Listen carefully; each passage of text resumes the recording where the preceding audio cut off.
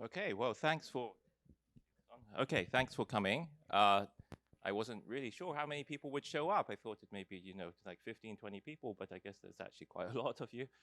Um, so I'm also trying to figure out where to stand because I've been split. There's a double slit experiment here, and I have to figure out exactly where I stand. S Hello. Okay. Okay.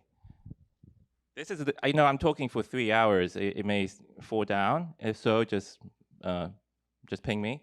Okay, so when I was invited to give this tutorial, I thought, oh, that's great. I can, come to Taipei. It's a nice city. QIP is always an interesting conference. But when I looked at what I had to do about a week ago, I realized I was giving a 3 hour lecture on quantum chemistry.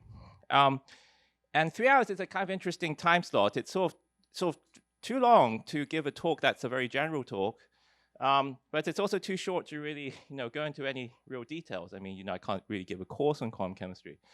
And so I put together some slides over the last week, which, aims to both be general and also teach you something specific. And so, it's an exercise, an experiment. We'll see, chemist-like experiments, and we'll see how this experiment pans out. But the hope is that over the course of the next 3 hours, I will have communicated at least something, some information, and taught you something about what I call the quantum simulation of chemical matter. Um, so today, structurally, we have 2 lectures, each an hour and a half long. That's not exactly how the slides are structured. So we'll just see how the time goes. But roughly, the style of today's talk, I'll be trying to communicate something which, perhaps I feel sometimes lacking if you just read formal papers. I'll try and communicate what the intuition is of a practicing person in the field of quantum chemistry, of a practicing simulation scientist. And a lot of this intuition is, of course, in fact, perhaps all of this intuition is based on classical algorithms and classical simulations. And so to develop this intuition, you have to understand classical algorithms. And so really most of today's talk is really about classical algorithms, which are heuristic algorithms, as typically applied in quantum chemistry. In addition, I'll say many things today as if they are actually true. But the standard of truth is different in different fields. And so, quantum information, quantum computing is a very proof-based field.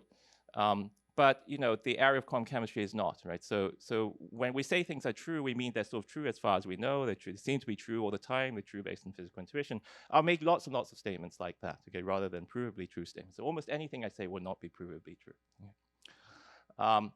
And also, I'll try and make just lots of opinionated statements.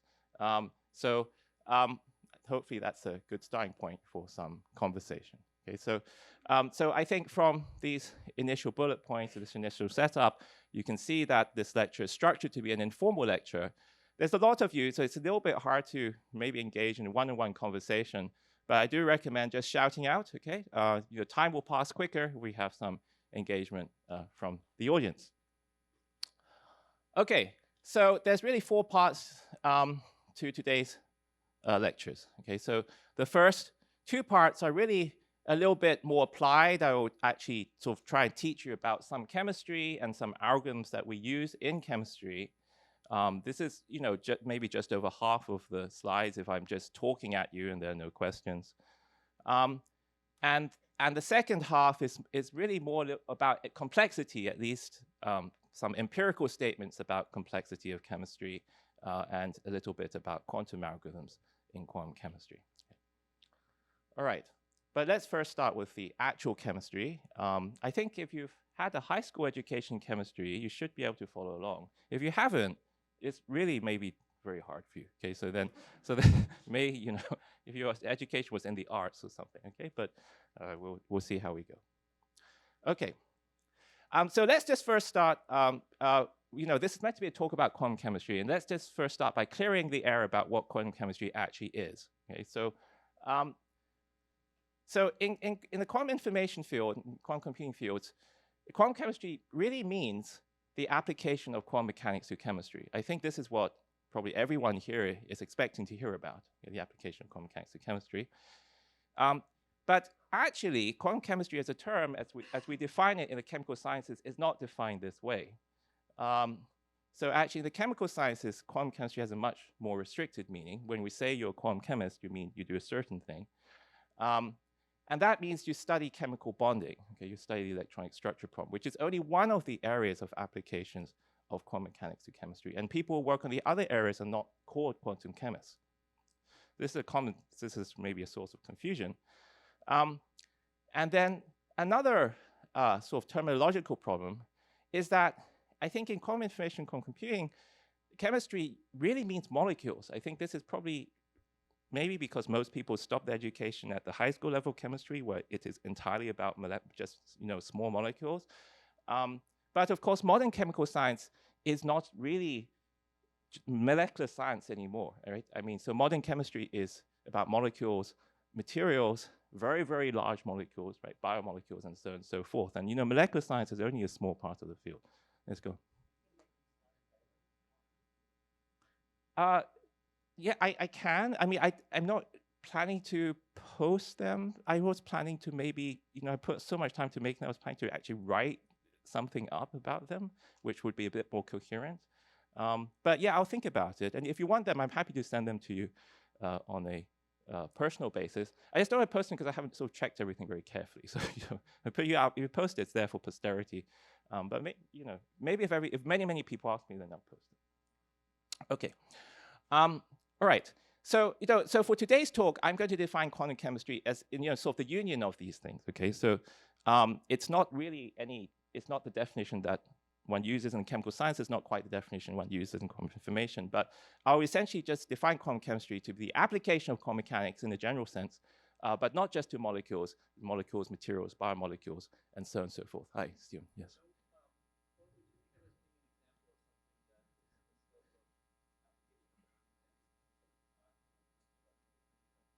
Yeah, well, if you think about vibrational spectroscopy, if you think about quantum theory reaction rates, I mean, these are not considered quantum chemistry in chemistry departments. But it's what quantum information people still call quantum chemistry. Yeah. Okay. All right. So I would define quantum chemistry in this broadest sense. Okay. So it's just any application of quantum mechanics to any type of matter where atoms are joined together under reasonable conditions. And I'll call this union of molecules, materials, and biomolecules chemical matter. So this is why this talk about this is about the quantum simulation of chemical matter. Okay, so so how is sort of quantum mechanics applied in chemistry, or how do we think about quantum mechanical effects in chemistry? Okay, so chemical matter is collections of atoms, right? And atoms consist of electrons and nuclei, and the electrons and nuclei are close together, so they're held together sort of on an atomic scale. And electrons and nuclei have certain masses. So electrons are a very, very light particle, about 10 to the minus 30 kilograms. And nuclei are considerably heavier, right? So nuclei, the lightest nucleus is the hydrogen nucleus or the proton, and it's about 2,000 times the mass of an electron. But as you go down the periodic table, you can get to elements whose mass is 100,000 times the mass of the electron. So there's 3 to 5 orders of magnitude span of mass for the particles in a chemical system. And then when we talk about the atomic scale, we introduce the length scale, and that length scale is about an angstrom, or 10 to the minus 10 meters. Okay. So we see we have a problem with light particles, and light particles are confined in a relatively small space, and so we expect there to be some kind of quantum effects appearing in the problem. But we also see from the setup that there's a hierarchy, or there's a range of scales. In particular, there's a very wide range of scales in the mass. And so that introduces immediately the basic framework in which we think about quantum chemistry, quantum mechanics in chemistry, which is a so-called Born-Oppenheimer approximation. And this arises because if we think about, let's say, distributing the energy between the electrons and the nuclei, and you think of sort of in the classical way, let's say the electrons and nuclei have, let's say they have similar energies in the classical sort of equipartition, the electrons would have to be moving much, much more quickly than the nuclei, right, to have the same energy, right? So you can think in this classical picture that electrons are whizzing around and nuclei are very, very sluggish. And so the Born-Oppenheimer framework, or the Born-Oppenheimer approximation, which is sort of the starting point for thinking about quantum mechanics and chemistry uses the separation of a motion, separation of timescales of motion of the electrons and nuclei. So the idea is that the electrons are moving very, very fast, and the nuclei are moving very, very slow. And so you can think about their existing stationary states of the electrons for given nuclear positions. So once for the nuclei at some given position, the electrons will equilibrate and they'll be in some stationary state. So one can think about sort of the nuclei as these dots here, right? And the electron is some cloud. And so then there is some wave function of the electrons, perhaps it's in an eigenstate, which is parametrically dependent on the positions of the nuclei. And to obtain this, the eigenstates or the behavior of the electrons for a given nuclear configuration, you then really only need to focus on explicitly on the coordinates of the electrons. And the Hamiltonian associated with the electronic coordinates is a so-called electronic Hamiltonian, right? So it has the kinetic energy of the electrons, it has the potential energy coming from the nuclear-electron interaction, and it has the electron-electron repulsion. Okay. And if you solve its eigenstates, you solve the eigenstates, you solve this so-called electronic Schrödinger equation, and you get some eigenenergies. Now, these energies here, as I mentioned, are computed for some specific position of the nuclei. Okay, so the energies, these eigenvalues here, are parametrically dependent on the nuclear positions. And so you think of the energy as a function of the nuclear geometries, and we call this energy surface the potential energy surface, which is the key concept, one of the key unifying concepts in the application of quantum mechanics to chemistry. Okay, so the potential energy surface is, as I mentioned, a key idea. It's really what defines the concept of the existing molecular structure. Okay, so when we think of a molecule as having a particular arrangement of atoms, what is this idea from? It's the idea that there is some kind of potential energy surface that the nuclei are living on, and then the nuclei try and find the equilibrium position or the lowest energy on this potential energy surface. So to see this, an explicit example of this, let's look at a diatomic molecule, right, HCl. And there, there are just two nuclei, and since the sort of center of mass is not very important, we can just think of the nuclear positions as parameterized by the distance between the nuclei, which I'll call the bond length r. And the potential energy surface looks like this, right? So if you solve the electronic Schrödinger equation as a function of this bond distance, you have a curve. And the curve goes up when the distance becomes small because the atoms are repelling, right? And it goes to 0. If you set the energy 0 correctly, it goes to 0 as the distance bond length is increased. This is because the atoms stop interacting. Yes, go on. This is the ground state. This will be the ground state energy surface, and one can have excited state energy surfaces as well.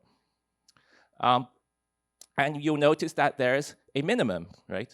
And so this minimum is what defines the structure of the system, right? So you'll say that the nuclei will like to stay where this potential energy surface has a minimum. This is the equilibrium bond length. And then there's a typical energy associated with pulling the molecule apart. This is from the well depth of this. In the same sense, the potential energy surface governs also the reactivity of a problem, right? So imagine that now you have the same molecule and another atom is going to come along and eat up this atom. So this could be another hydrogen, and it abstracts the chlorine here. Okay, it makes another HCl.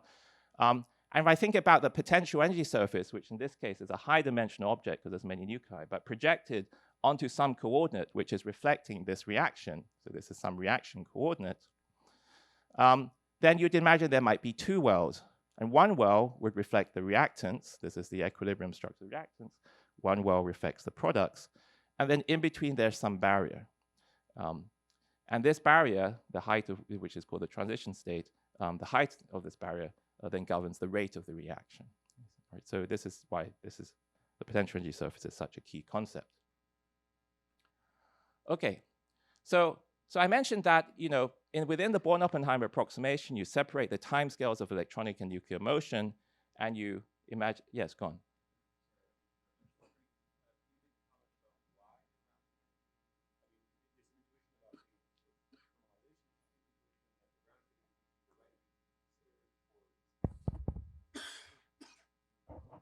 Please use some microphone for. Oh, I'll repeat the question. Yeah.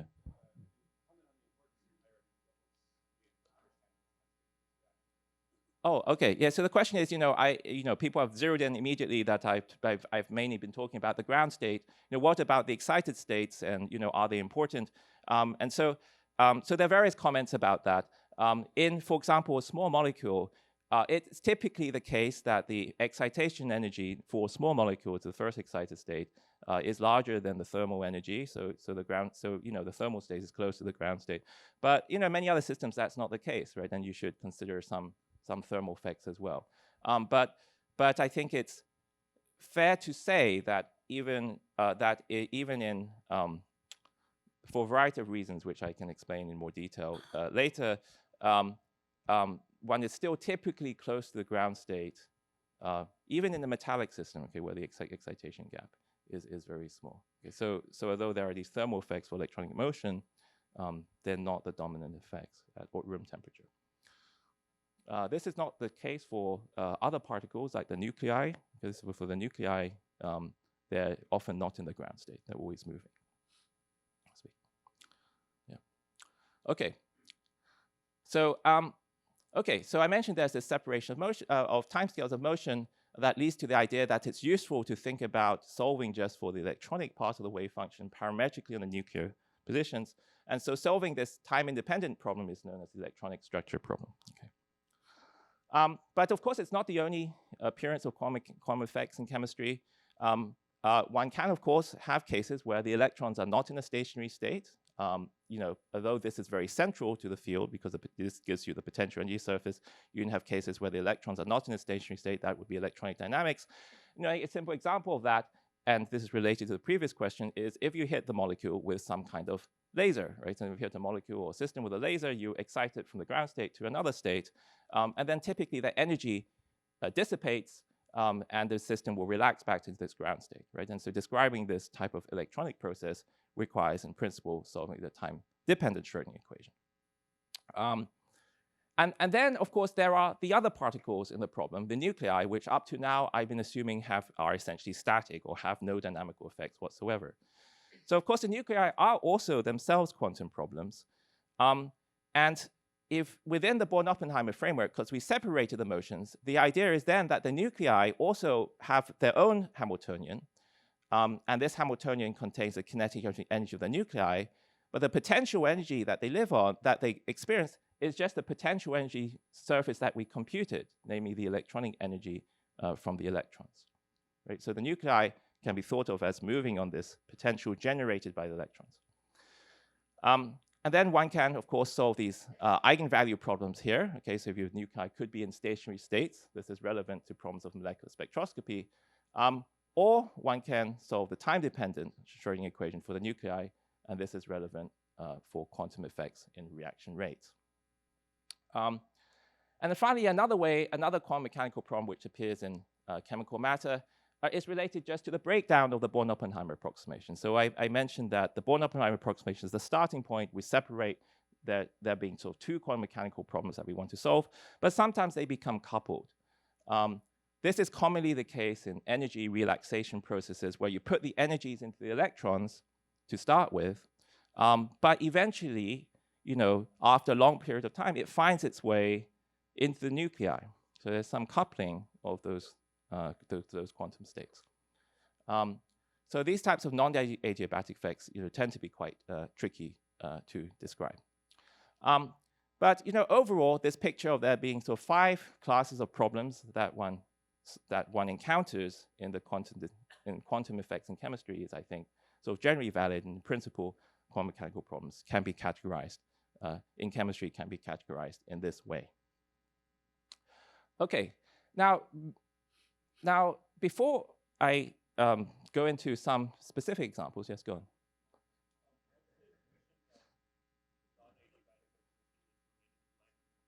Oh, it's just typically when you shine light being sort of visible, when, not being microwave light, but, visible light, that energy scale is associated with putting energy into the electrons and putting the electrons in their excited state. But what typically happens in such a process is the electrons in the excited state will then relax to the ground state and transfer the energy into the nuclear degrees of freedom because of the coupling of the electronic and nuclear motions. Yeah, the dissipation is typically through the vibronic coupling. Yeah. Okay. Okay. So so what I'm going to get to then is some examples of quantum mechanical problems of this kind in real-world chemical examples. But before I get to talking about some of these actual chemical problems, let's have some sort of take a step back and look at some general considerations. And so the first question to ask is, do we actually need quantum mechanics to describe processes in chemistry? In principle, there are all these different quantum mechanical problems we should solve. And while it's true that, of course, quantum mechanics is the fundamental physical theory behind chemical matter, many chemical phenomena can be understood without using quantum mechanics at all, using some kind of effective classical theory. And this is especially the case for things involving the motion of nuclei, because they're very heavy particles. So when chemists think about reactions, they don't think about this sort of quantum mechanical object, the atom, sort of tunneling and becoming entangled and so on and so forth. They just think of these heavy balls, the nuclei, moving on this energy landscape, which is a potential energy surface that is established by the electrons. And the reaction just means that this classical particle is moving from one region of the surface to the other. Now, to make this sort of intuition a little bit more precise, if you think about room temperature, you can check if you need quantum mechanical effects if you have a collection of particles by looking at the thermal de Broglie wavelength. And the atomic scale is about 10 to the minus 10 meters. And you think about electrons, the de Broglie wavelength, if you put this in, it's 10 to the minus 9 meters, right? So it's longer than the confinement. And so you typically expect quantum effects for electrons. But for the motion of nuclei, nuclei are much smaller, they're much heavier, so the de Broglie wavelength is much smaller. Okay. So for a good approximation, you can say that quantum effects appear in general for electronic problems. This is why we need to solve the electronic Schrödinger equation for the energies of the electrons, but they don't appear for nuclei except in some special cases for very light nuclei like protons. Right? So for the theory of so I commonly hear that when people say quantum dynamics is so important in chemistry because chemistry is all about reactions and particles are moving, this is a little bit of a misunderstanding, okay? Because most of the theory of reactions is a classical theory of reactions, just using classical mechanics. There are quantum effects for protons. Those are about sort of 10% or 20% of the reaction rate at room temperature. Okay? Of course, one can engineer situations where quantum effects do also become important for nuclei, but I'm just trying to say that there are many cases where they are unimportant. Okay. All right, so with stepping back and saying okay, so we don't need quantum mechanics all the time in chemistry. So when is quantum mechanics actually used in chemistry? So as I said, the majority of applications can be summarized as follows, right? So we use quantum mechanics to describe the electrons. Typically, we solve the time-independent Schrödinger equation to get the ground state or low-lying excited state potential energy surface that the nuclei move on. And for this, in practice, we use some heuristic method to solve the electronic Schrödinger equation. Then there are applications where by direct perturbation of the system, because you shine light on it or something like that, your electronic state isn't in an eigenstate. Okay, so then you should, in principle, do time-dependent quantum mechanics. But very often you use very simple time-dependent quantum mechanics. Namely, you just do time-dependent perturbation theory or Fermi's golden rule to compute the rates, for example, of electrons moving from one state to another. And then finally, there are those cases where nuclear quantum effects are important. And in these cases, because nuclei are very close to classical, then often you can use a semi-classical approach to describe the quantum effects. So this is, sort of, I would say, the routine workflow of incorporating quantum effects. Yes.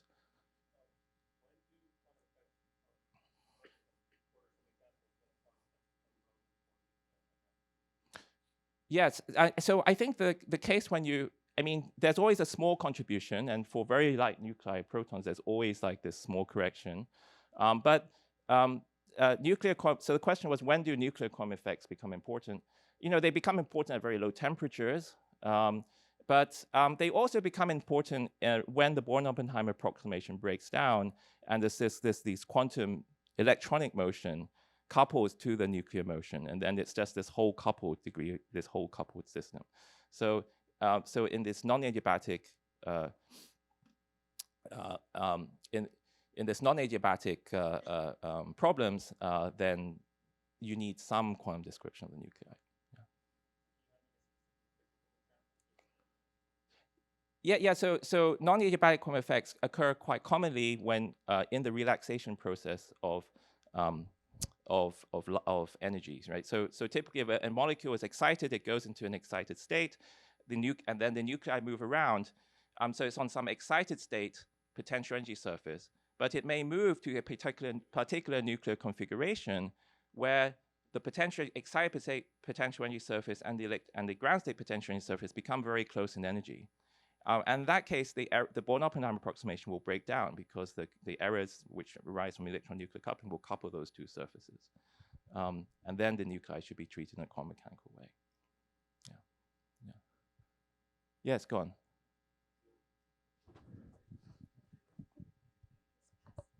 Okay.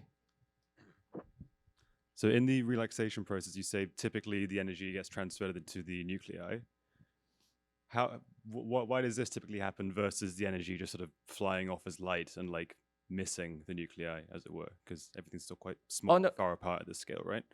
Oh no, the energy is first. The photon is absorbed by the electrons, and the electrons go into some excited state. So the wave function is well approximated by the electron being in its electronic excited state, and the nuclei being some close to ground state type thing. But typically, as it evolves, the electronic state will go into the ground state, and the nuclei will go into some kind of distribution, like some thermal distribution. Right, but does so like when like an electron de-excites, like I guess sort of like what you learn. Oh, shouldn't it just give out a photon? Yeah. So like what you learn in high school, like often it like de-excites and like a photon comes out. Oh yeah. And like so those are competing. Are you saying like more commonly this photon will hit the nucleus, or like No. So they're all just quantum states, right? So if you quantize so one way to think about it is you're doing quantum dynamics in like formally, right, with the electrons, the nuclei, and the photons, okay, like the electromagnetic field, okay?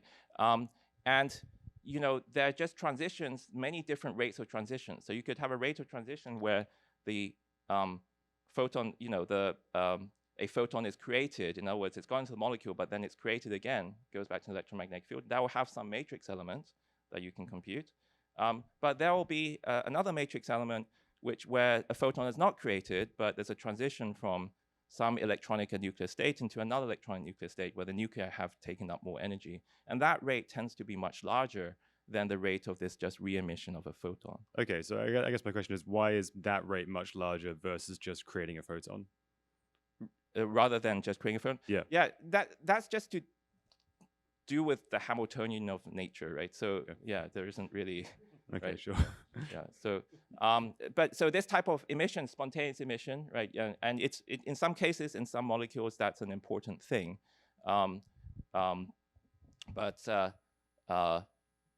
generally, if there are lots of so when people are, for example, like if you're manipulating cold atoms or ions and so forth, major source of dissipation is just these sort of spontaneous emission couplings in the electromagnetic field.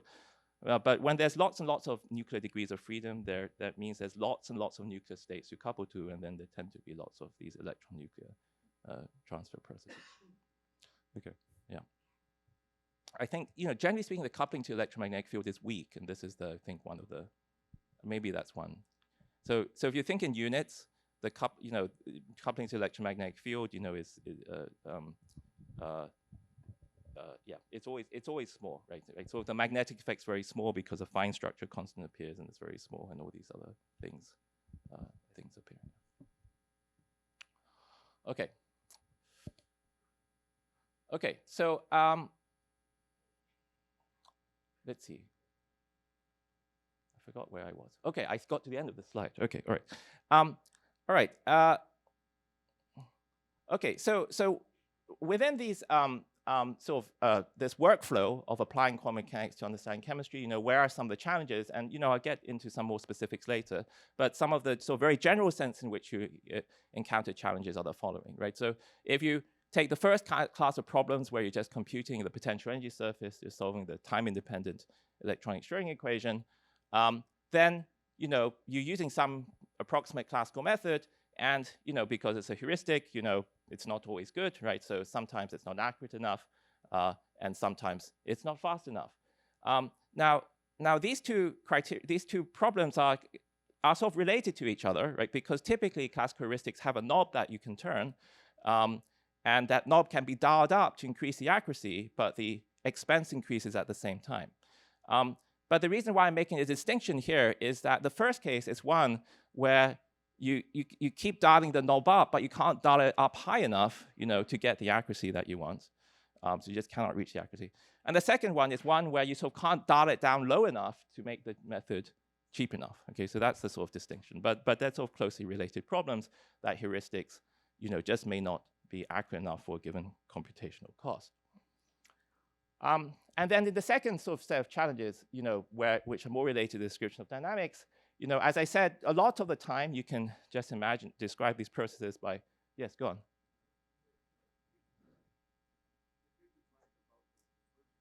Yes.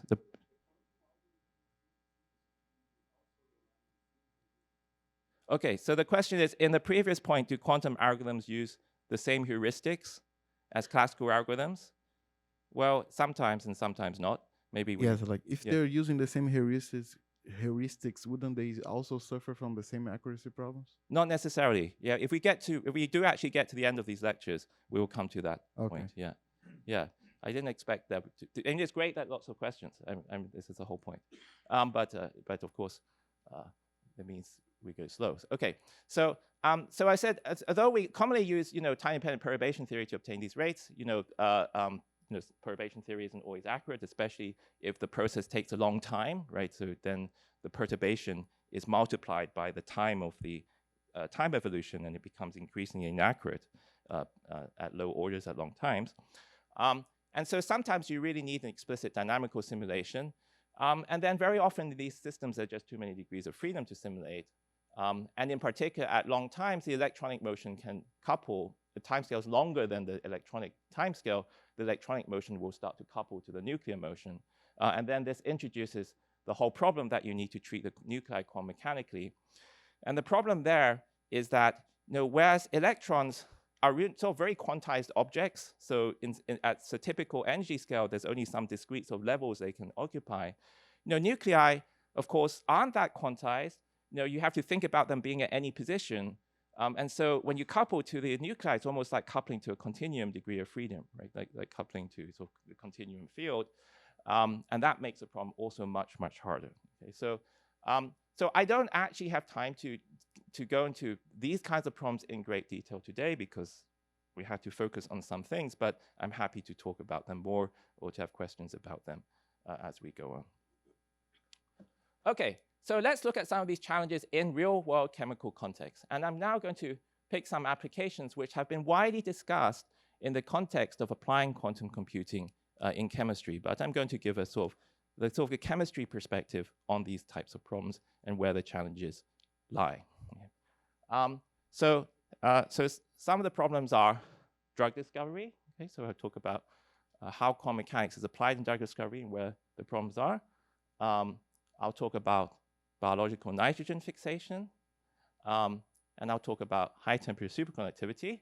So I'll just talk briefly about each of these things. And then there was the fourth topic that I was going to talk about, but I decided we have to cut because of time, is about a more dynamical process, which is energy and electron transfer. And it's something, as I say, I can take questions on and we can discuss in the break or at the meeting. Okay. So let's first look at drug design and drug discovery, in particular, small molecule drug discovery. Okay, so drug discovery is a very long process.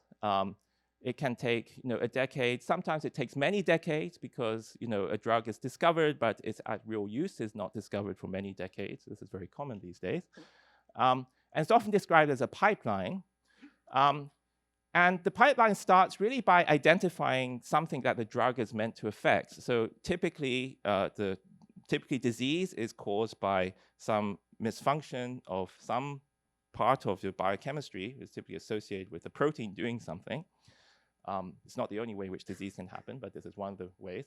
And so you typically have to identify this protein target associated with your disease. And then after you've identified this, which can take some long time, then the hope is that one finds some molecule, some small molecule, which can influence the function of the protein. Okay, so typically you look at lots of small molecules and you screen them in some way.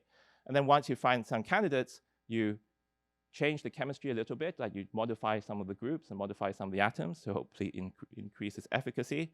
And then you start to test it in cellular models or like mouse models and simple things like that.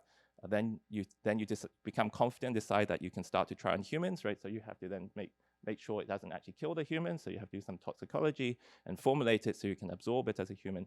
And then you get to your trials, phase 1, phase 2, phase 3.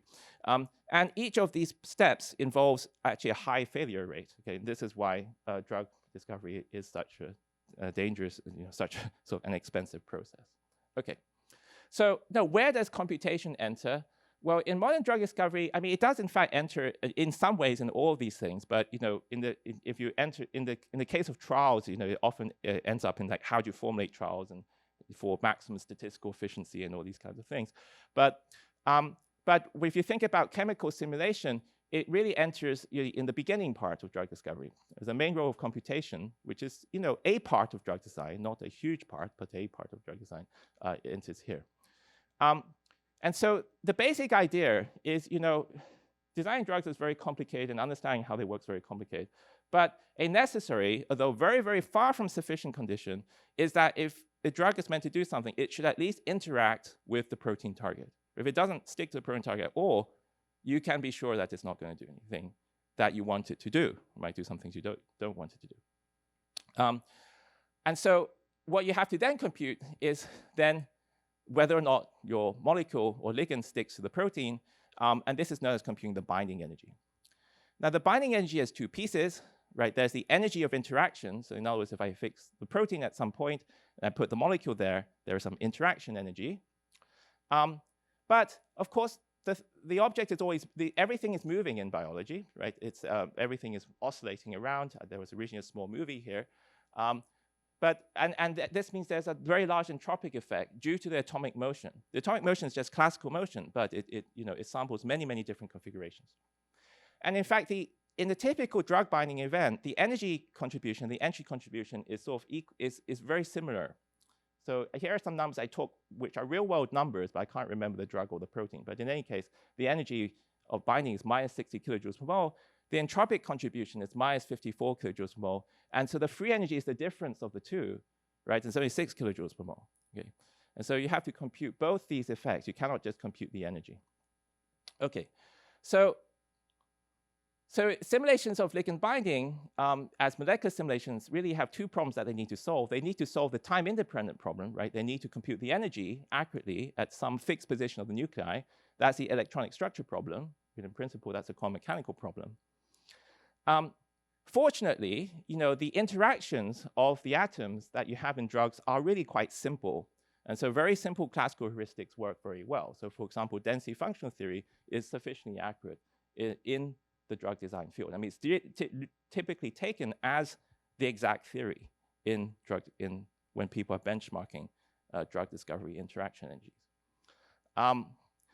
But the problem is that you have to simulate, in principle, a lot of atoms. If you're truly simulating the ligand plus the protein plus water around the protein, you might need to simulate, say, 10,000 or 100,000 atoms. And such density functional calculations can be done, but they're very, very expensive. Okay, they take many days to calculate the energy for a single configuration of the atoms. And so therein enters, the second part of the problem, which is that we need to measure the entropic effects. And for that, you need to simulate the atomic motion on the potential energy surface established in the left-hand side. And this motion is classical. You just solve Newton's equations, but you need to propagate for a reasonable amount of time, typically at least 100 nanoseconds of atomic dynamics. And using a typical, and this is actually very short. Nowadays people would say you need to propagate for longer, but the minimum is, let's say, 100 nanoseconds. And this is about 10 to the 9 time steps. And that means that you need to recompute the energies 10 to the 9 times. And for this to be done on a reasonable time scale, like a day or so, that means each energy can only take 10 milliseconds to compute, which is very, very short. So that's the basic problem. Okay, so what do people actually do? Because people do use computational drug discovery today. Yes, go on.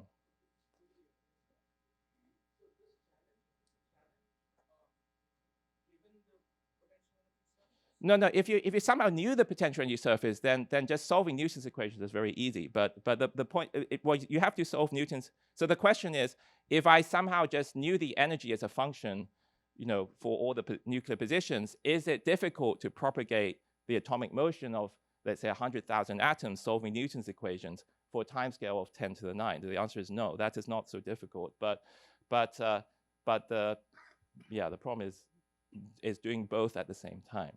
Right. Yeah.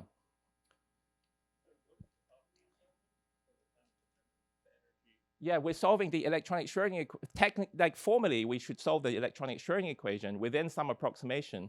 Could be a very simple approximation such as density functional theory, and that's good enough. But we just need to solve this for a fixed set of nuclear positions, and then redo it 10 to the 9 times or 10 to the 10 times.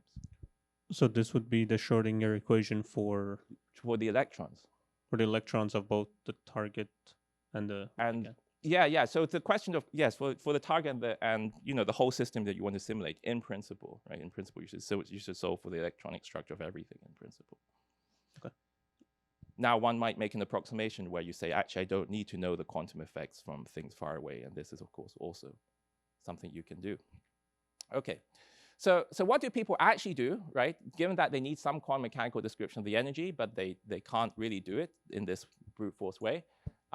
So what you really do in practice is that you do quantum mechanical calculations on very small problems, right? Just small sets of atoms. And then you sort of learn or deduce what the potential energy surface would look like if you have many, many atoms. So a simple case is that you just assume that the atoms are connected by sort of springs, or something that looks like a spring, right? So the atoms are just connected with springs, with spring constants in essence, right? And then you can find the spring constants corresponding to different bonds. It's not, great approximation, but that is classically how you think of atomic motion anyway, right? It's just everything is just bouncing around.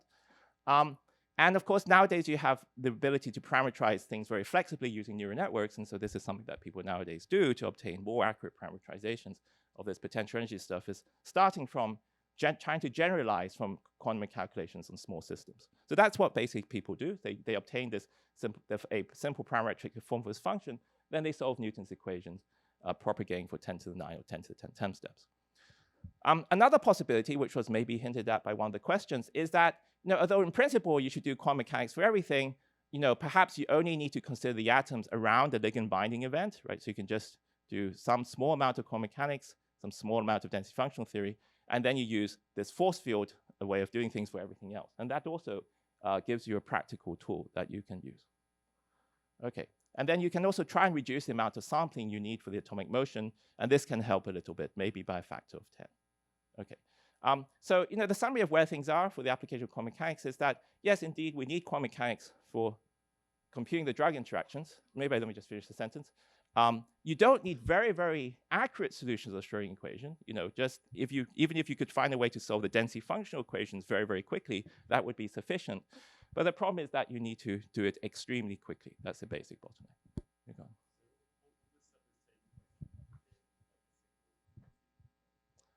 Yeah, there's water around the protein as well. So it's typically you simulate in the classical simulation protein, and it's solvated in a box of water.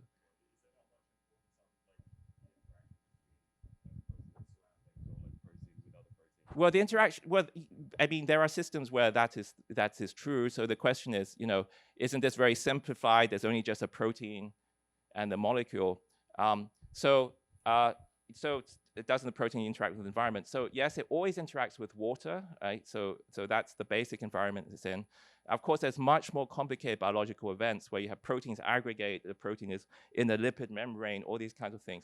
Those things are beyond molecular simulation today in the drug discovery process. Okay.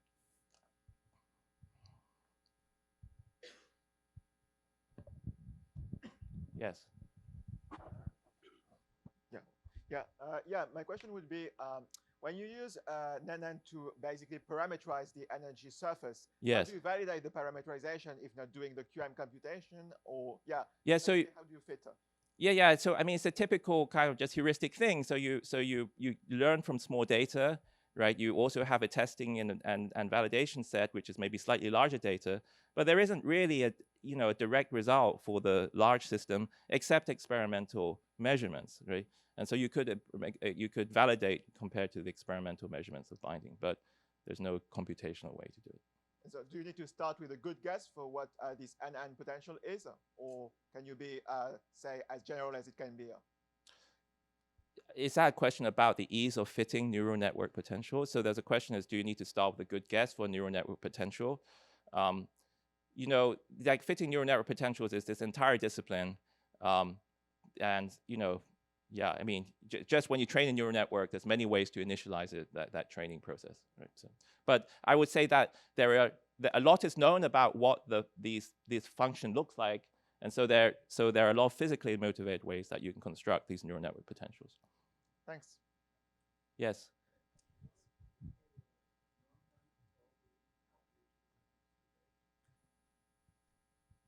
So the question is, what's a typical runtime? Yes. So so typically in drug discovery today, they use these simple force fields because that enables them to simulate a single drug binding to a typical protein encapsulated in water on the timescale of a day on a GPU. You have that type of timescale, or maybe just less than a day, right? Now, this second approach here is now also becoming possible. So it is also possible to simulate using a small amount of quantum mechanics sample enough time so that it's about 1 day per ligand binding event. To get to chemistry accuracy also. Yeah, to get to an accuracy to distinguish between good binders and weak binders, which is typically on the scale of like 2 kilocalories per mole, 1 to 2 kilocalories per mole. Okay. Yeah, in the drug discovery, of course, they are impatient people. Like the computational chemistry team is always stressed by the fact that experimenters are asking them to do all these impossible things, and so they need a fast turnaround time. So no one wants to wait for simulation for a month, for example, right? You typically want it for a day. Okay. Now, so let's now move to a second type of problem. Okay, so this is a problem of biological nitrogen fixation. So nitrogen fixation is related to the nitrogen cycle, and this is a picture you can take from Wikipedia, right? So the basic point is that we have lots of nitrogen in our body because we have lots of proteins in our body, and the original source of these proteins is the atmosphere, and this nitrogen is continuously recycled, right? So when we die, our nitrogen goes into the soil and so on and so forth, can go back in the atmosphere.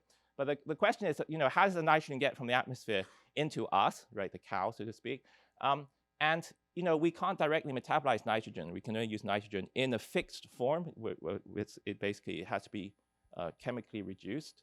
And this reduction process really occurs in two main ways in the modern world. Okay, so one is through biology. So in the root nodules of leguminous plants, there are bacteria that contain this enzyme called nitrogenase, which is a protein that looks like this.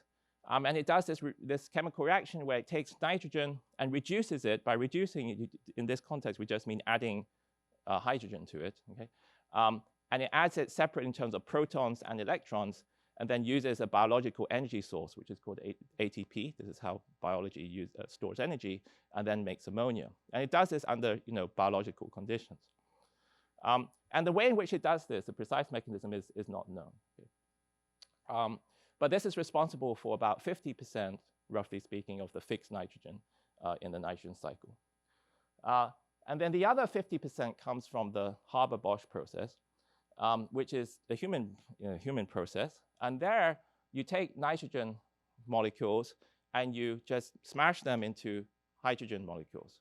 So you don't sort of add the protons and electrons in a delicate way. You just smash them together in the presence of an iron catalyst. This was the key invention in the Haber-Bosch process. And this is done at high temperatures and pressures. And because it's done at high temperatures and pressures, it's argued that this is energy intensive and uses a lot of carbon emissions. The mechanism of the Haber process was also unknown for a long time, right? So it was discovered in the early 20th century, and it was very, very useful. So you don't need to know how something happens for something to be useful. So biology is doing this all the time without us knowing how it happens. But in fact, humans do things without us knowing what happens at the molecular scale. The mechanism was really only characterized in the late 20th century by Gerhard Ertl through very, very careful experimental studies of iron surfaces, and for this he received the Nobel Prize. Okay. Now, now I talk about, so nitrogenase is, within chemical theory and within the chemical science, a topic of some study. It's not like a huge area, but it's, it became surprising to me that this became such a popular sort of topic in the quantum computing community. And the way in which this is often described in quantum computing introductions is as follows. So one often says, well, the Haber process is very energy intensive, and so therefore one should learn what nitrogenase is doing because it's working under ambient conditions. Right? So that's clearly so much better. But this is not actually a very careful argument. This is not an argument that chemists would make. And because the fact that something is working under ambient conditions doesn't mean it's not energy intensive. So in fact, biological nitrogen fixation is also very energy intensive.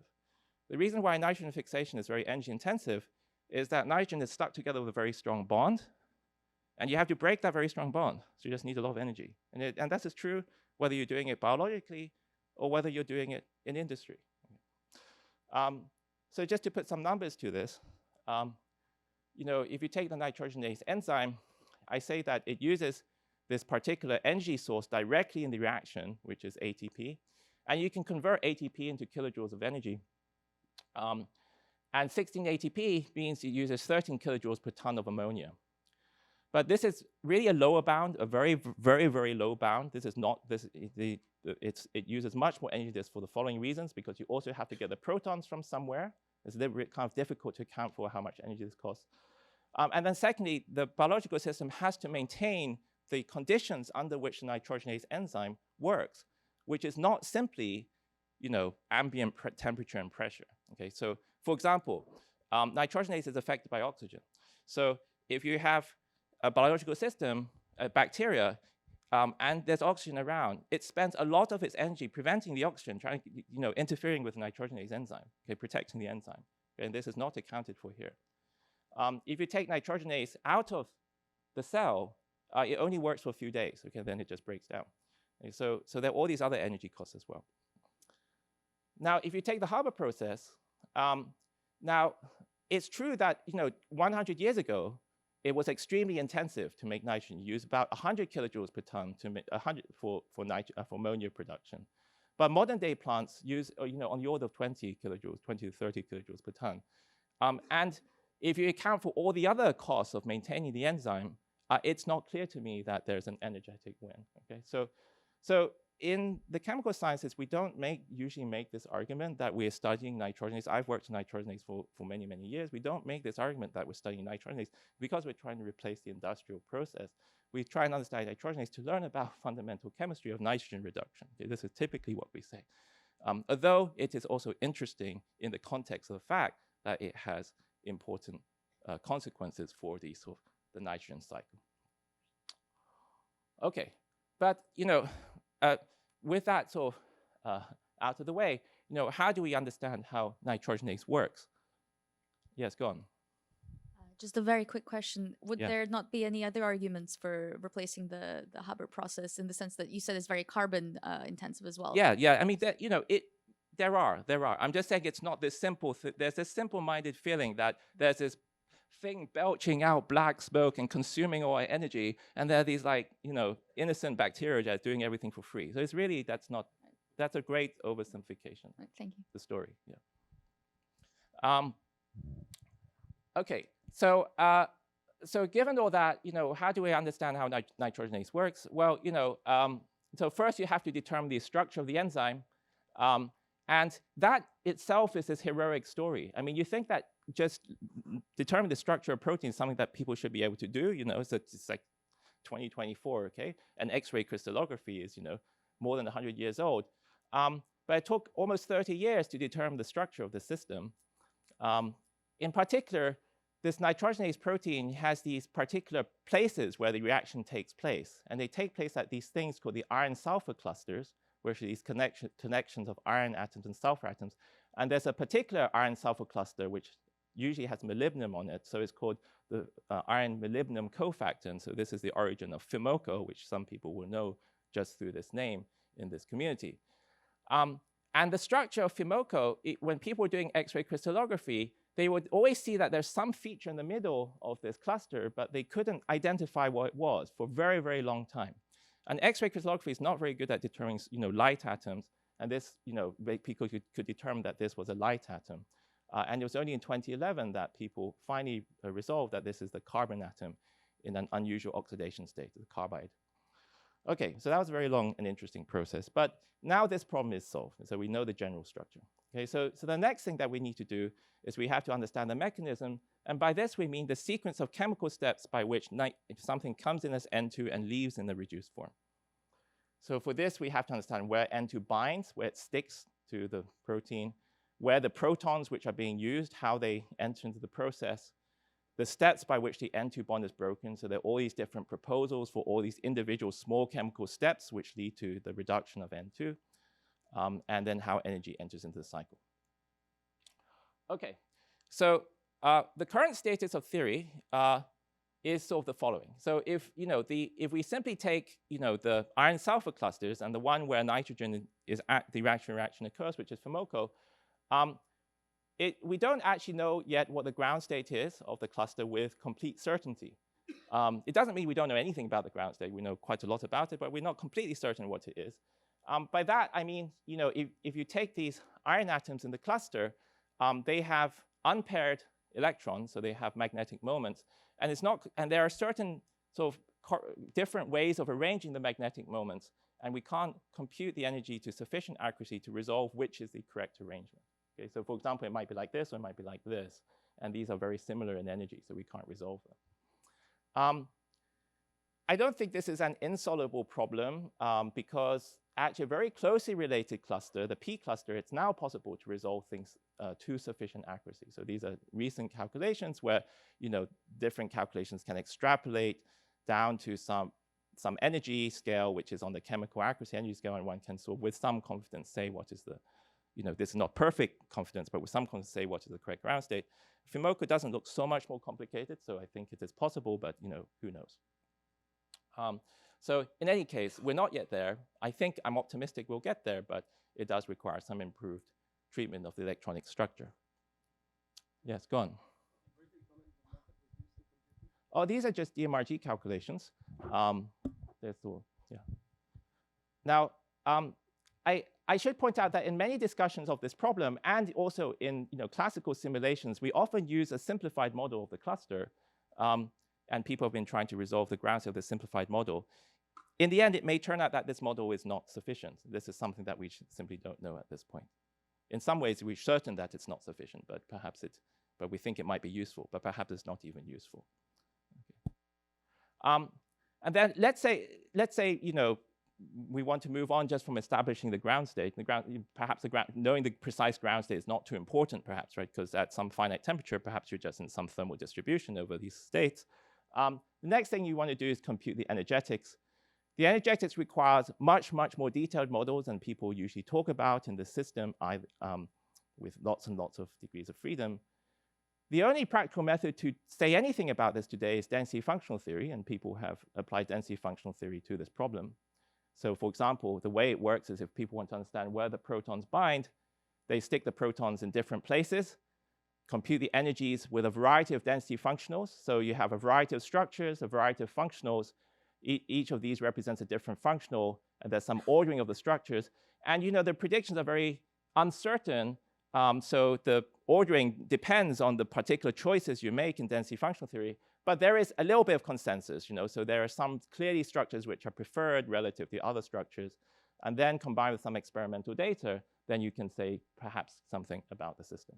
Right? So in the context of considering the energetics, anything that's better than DFT, in particular with a better control of error, would be progress. And then finally, of course, if you want to go beyond energetics to free energies like we did in therapeutics, that's extremely challenging. I don't see any progress there for a very long time. Okay, and so then this is the last sample application. We're taking really a long time. What is the time?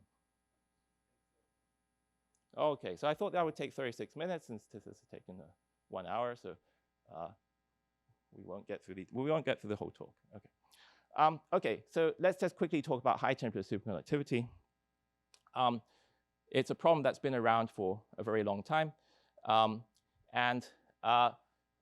you know, it's fair to say that although the phenomenon is 40 years old, we don't know how to predict what material will be the next high temperature superconductor, nor do we know, even with the existing materials, how to tweak them to make higher temperature superconductors. And so often high temperature superconductivity is considered one of these big unsolved mysteries of materials physics. But I want to emphasize that although it's sort of unsolved, certainly as a problem, you know, after 40 years of work, there is, in fact, we do know quite a lot about the phenomenon. There's a lot of partial knowledge, although in many cases, we're not certain about various different possibilities. So what is the status of the field? So, you know, as many of you will know, in high temperature superconductivity, you often study the phenomenon in particular condensed matter physics using a simplified model, such as the Hubbard model, which you guys would typically call the Fermi-Hubbard model. So this is a basic model of the cuprate physics. And you know, the typical questions you want to understand is that as some function of some parameters like the temperature in the system or how much charge you put in, the doping of the system, what are the typical phases? What are the ground state phases, for example? And given some idea about these ground state phases, what's some kind of effective field theory that determines how these phases arise? Okay, so for ground states, the current status is that we have a good idea about what the ground state looks like in many parts of the phase diagram with complete certainty. But then there are other parts of the phase diagram where you have some ideas, like there are some candidates, but again, you can't resolve exactly which one is the ground state because they are very similar in energy.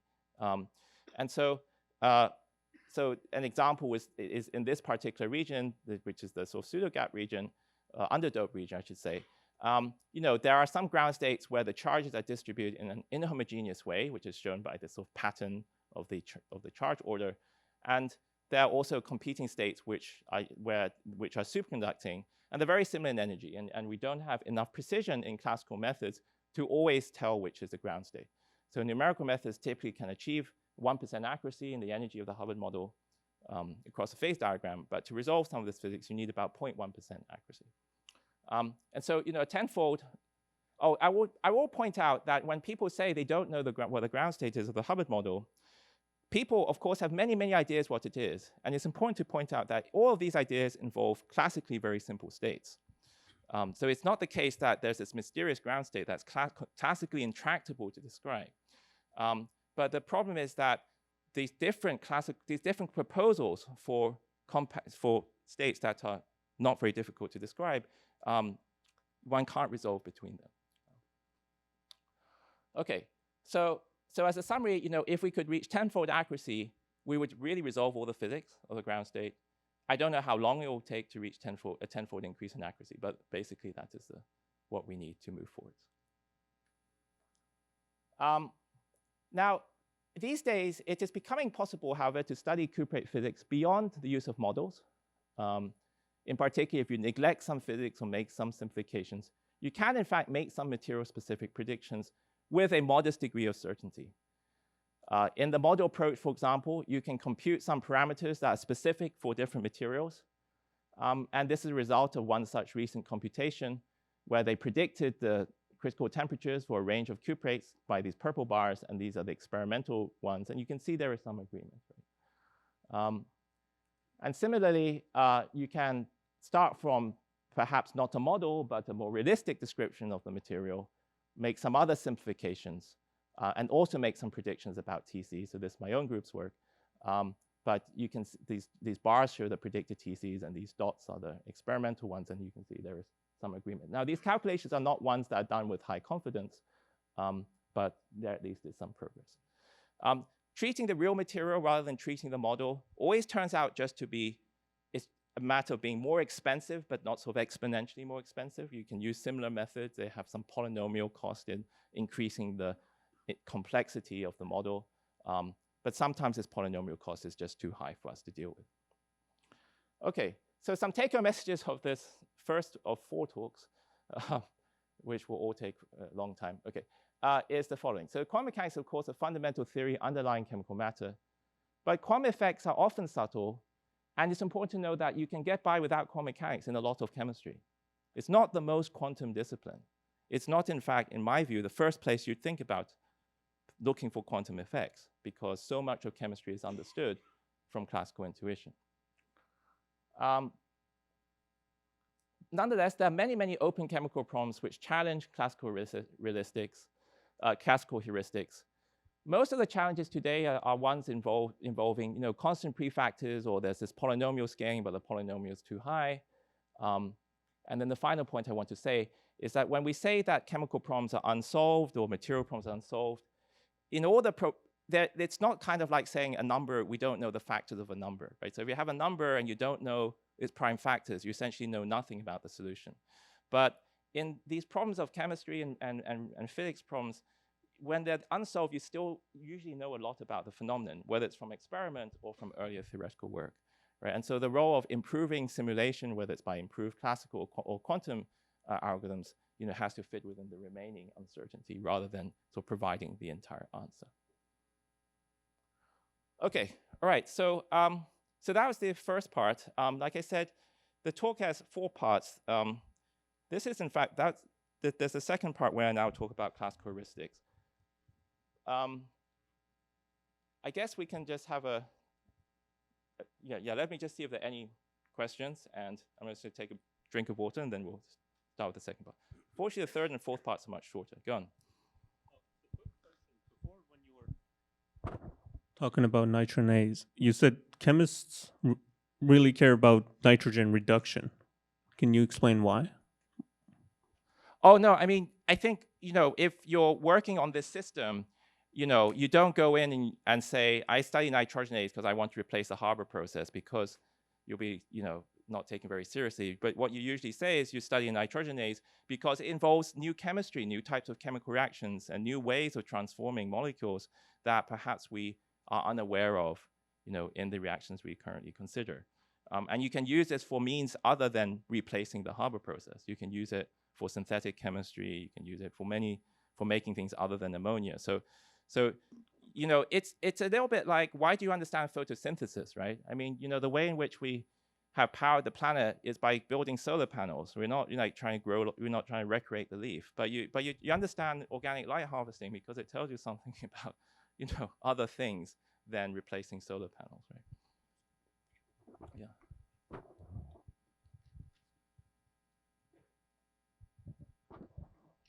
So I don't know if this is a correct way of thought, but maybe one of the reasons why the methods today are polynomial in essence is because this is what classical computers are able to work with. And if we had one day in the future a truly powerful quantum computer, then the set of problems that we would even consider would be much wider.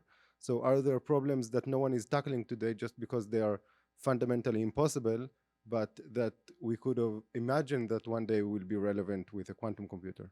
Yeah, so the question is, are we just restricting ourselves to a limited set of phenomena because classical computers are not great? Okay, so I don't think that's the case, right? Because experimental probes, they don't care about the power of classical computation. You just study whatever phenomenon is there, and then you probe it, right? But I think this is just an opinion, but it's a kind of good time to give it. I mean, the reason why chemistry, as we define it as a discipline, is not that quantum mechanical is because the conditions under which we do chemistry are extremely decohering, and so things are always very close to a classical description. We don't do our chemical reactions with perfect quantum state control of the molecules. They're just in some giant ensemble, and we don't even specify exactly what the environment is doing. So if we had perfect quantum control of large assemblies, 10 to the 23 molecules, like the scale of chemistry, you could imagine engineering quantum dynamical processes, which would be very hard to describe. But that was very far outside of what we understand chemistry as a discipline to be today. Right?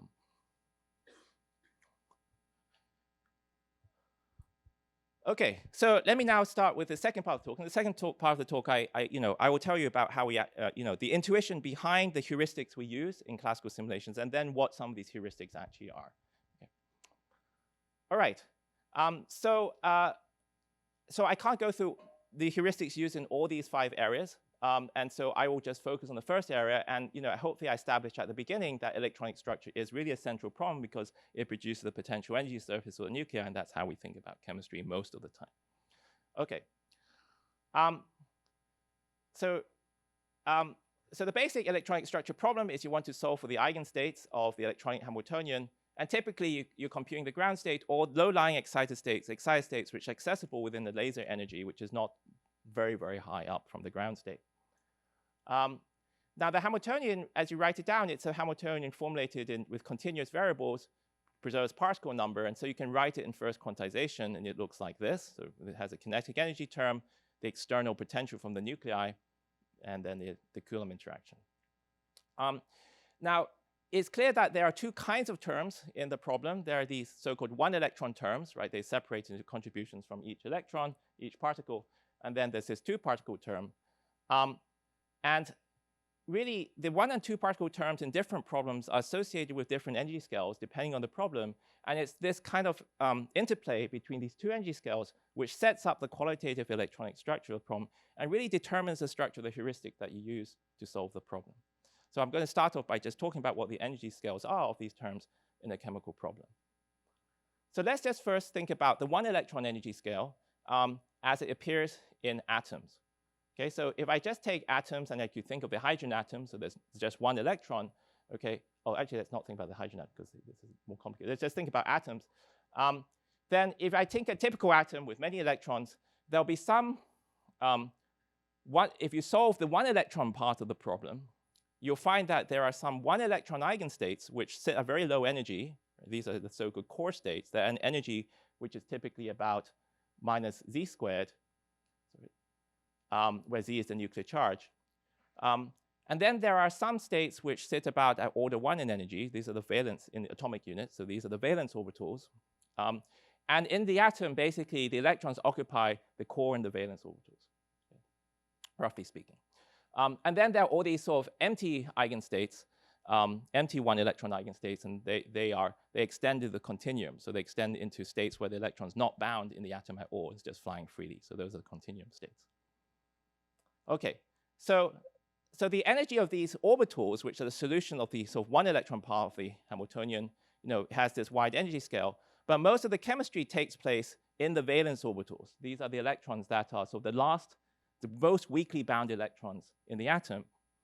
And the energy spread of the valence orbitals is sort of order 1 in atomic units.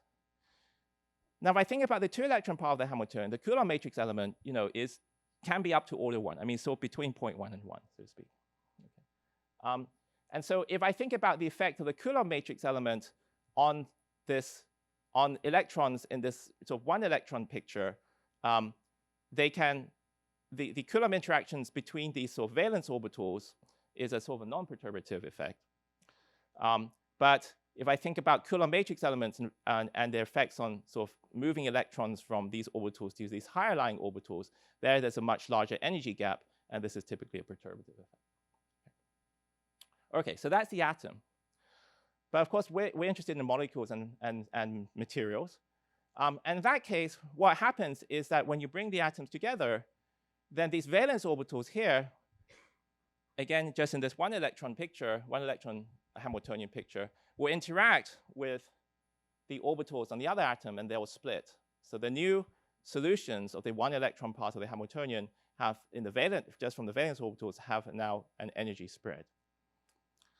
And the range of the splittings, again, in some units, atomic units, is about 0.1 to 1. In material context, you refer this to this as the bandwidth associated with a set of orbitals. In the chemical context, this is sort of just the bonding energies.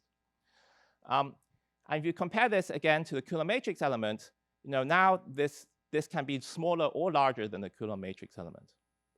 And so the energy associated with bonding, which is giving rise to electronic structure on a larger scale, the electronic structure of the molecule of the entire material and when the electrons interact, can be comparable to the Coulomb matrix element. And so when the Coulomb matrix element it becomes comparable or larger to this energy splitting, you'll refer to its, the electronic structures becoming strongly correlated.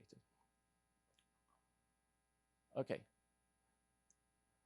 Now to make further progress, in thinking about the problem, it's useful to introduce the idea of a basis, a single particle basis.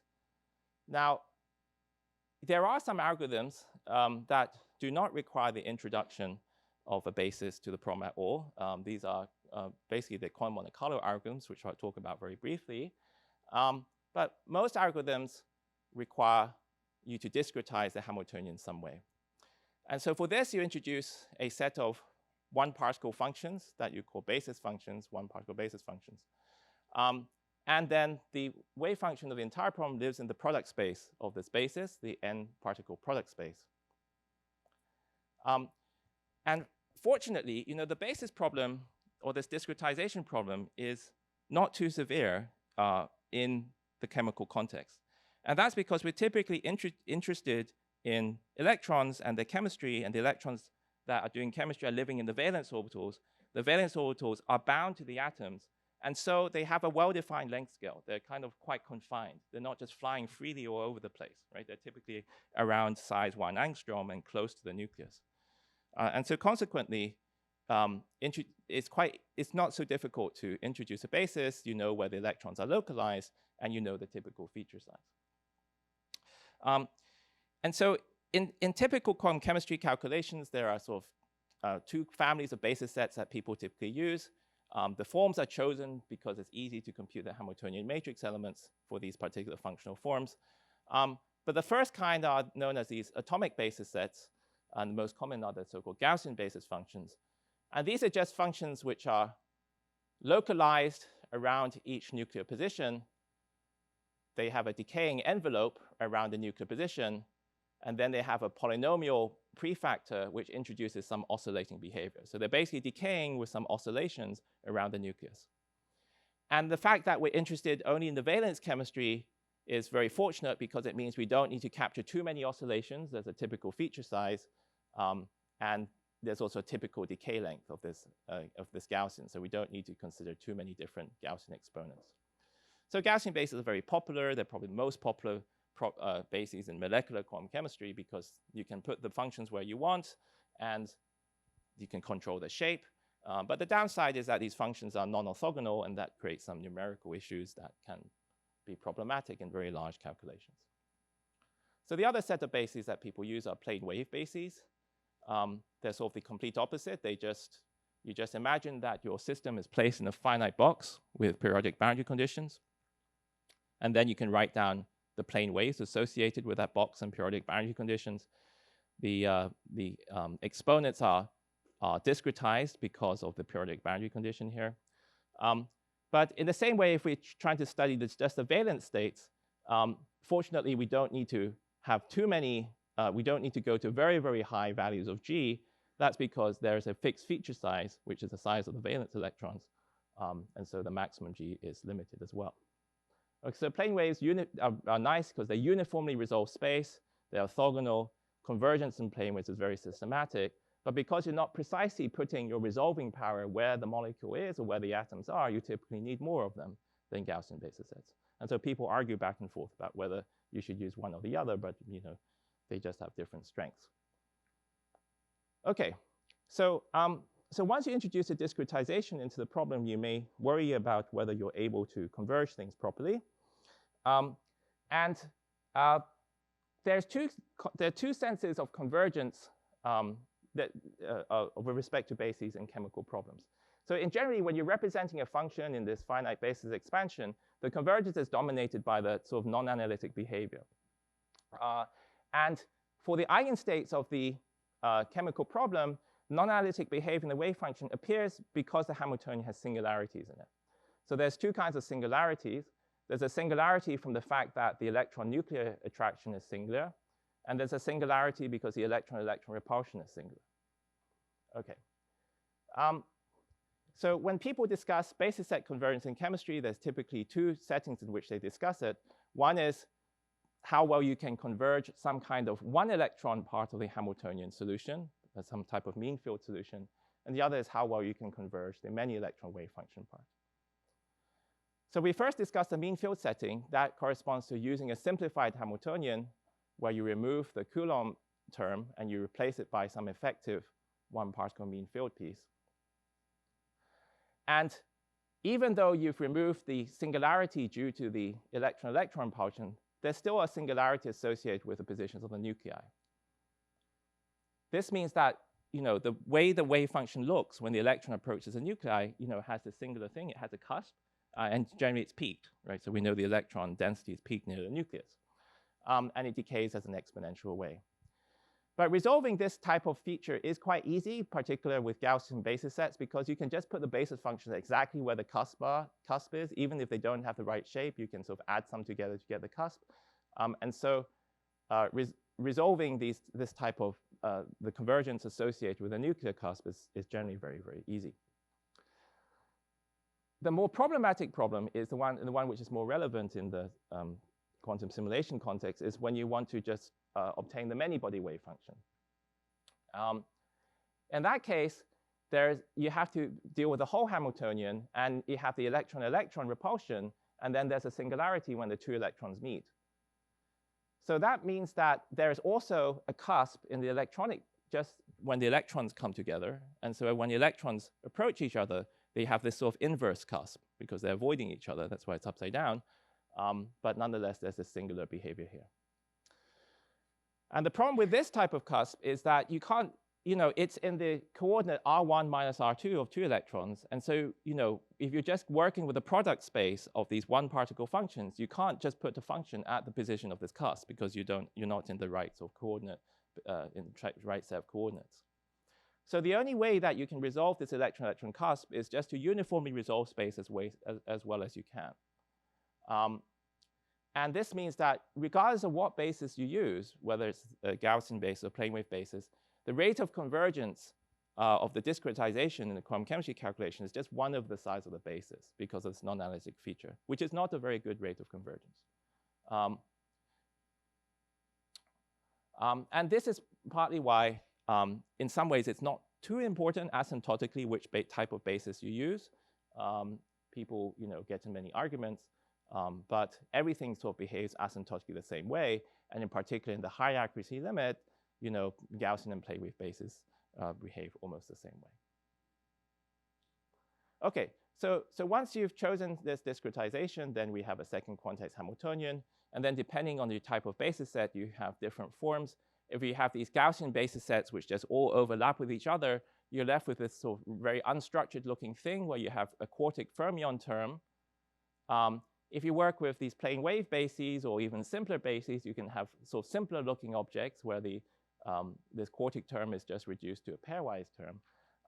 Most of what is done today works with the sort of first type of Hamiltonian because people are used to using atomic basis sets. But there are some advantages to using other types of discretizations because of the simpler Hamiltonian. And increasingly in quantum chemistry, people are exploring these other types of discretizations because of these simpler Hamiltonians today. Okay, so once I've set up this sort of numerical representational problem, we can then decide how to get the ground state. And almost all of quantum chemistry, as I will emphasize later, is performed first by doing a mean field calculation. And the simplest type of mean field calculation is Hartree-Fock theory. And Hartree-Fock theory is just an ansatz for an eigenstate, not necessarily the ground state, but often used for the ground state, which is just a product state. But it's a product state in a different basis from the basis in which you formulate the matrix elements of the Hamiltonian. In other words, you allow the creation operators for the fermions to be a linear transformation of the creation operators of your computational basis states. You can write the Hartree-Fock determinant as some exponential acting on a quadratic form on an arbitrary product state. And so for this reason, the Hartree-Fock ground state, it can be called a Gaussian state if you come from the quantum optics, the fermionic Gaussian state. In the chemistry context, you call it a Slater determinant. Okay, so you determine this linear transformation here by minimizing the energy. And because the state is so simple, it turns out that the energy can be computed entirely in terms of these simple correlation functions. So it's a Gaussian state. You're familiar with Gaussians. All the moments are related to each other. So in this sense, this is the first moment of the Gaussian state, and everything can be computed in terms of this object. And this, if you write down this minimization problem, it gives rise to a nonlinear eigenvalue problem for these coefficients. That is known as the Hartree-Fock equation. And the eigenvalue operator here is the Fock operator.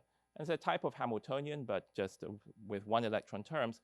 And it depends nonlinearly on the solution. Now, the fact that Hartree-Fock theory has this nonlinear behavior is actually quite important for sort of the qualitative understanding of electronic structure. And that's because, although a Hamiltonian generally has many symmetries in a physical system, for example, for electronic Hamiltonians, they typically preserve particle number, they have time reversal symmetry, typically they commute with a spin operator and all these kinds of things. When we write down this Fock operator that emerges from the Hartree-Fock problem, it need not preserve the symmetries of the Hamiltonian. It can break arbitrary symmetries.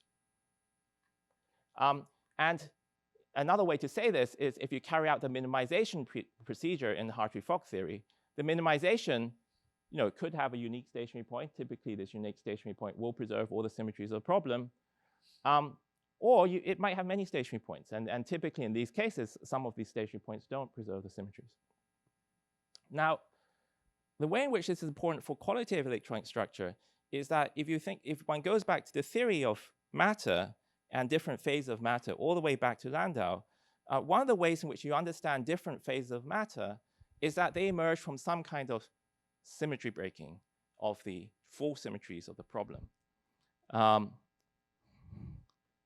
And so, for example, if you think about preserving, like the original Hamiltonian preserving number, time reversal, and spin symmetries, things that preserve all these things might be simple metals and band insulators, but there are phases of matter which, for example, break particle number symmetry, that's a superconducting state. You can break time reversal symmetry, get a ferromagnetic state, break spin symmetry, get an anti-ferromagnetic state, and so on and so forth. So this basic idea of how matter behaves, electronic matter behaves, and is classified into different phases, has close connections to the ideas of symmetry breaking. There are, of course, states of matter which cannot be characterized by symmetry breaking. Those are the topologically ordered states, but they fall outside of this classification. But this is nonetheless still an important classification.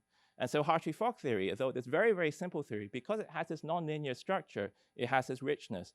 That means that it provides a sort of basic way to understand different phases. Okay.